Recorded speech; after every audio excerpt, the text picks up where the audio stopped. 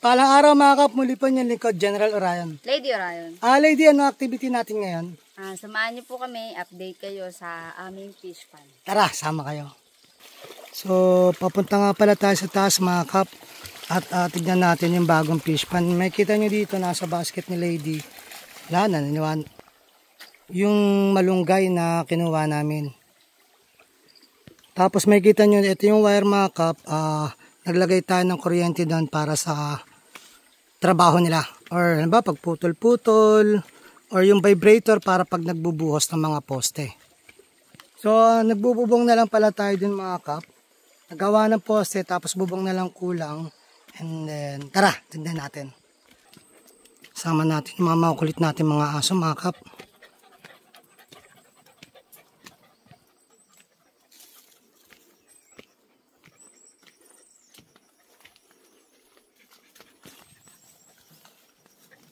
Pasok na tayo sa outer perimeter.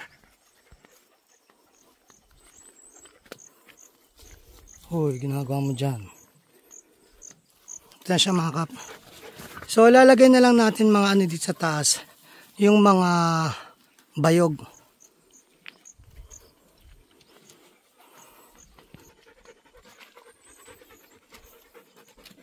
Nagkatubig na siya dahil nga sa ulan. So, tubig ulan yan. Bali, yung nakikita nyo yung tubig dito is tubig ulan yan. Ulit-ulit yun. Nga pala si Rodel. Ito yung ano, pogi ng ano, umiray ata eh. Nog-nog. Yun. Ito naman partner ni Orion, si Lady.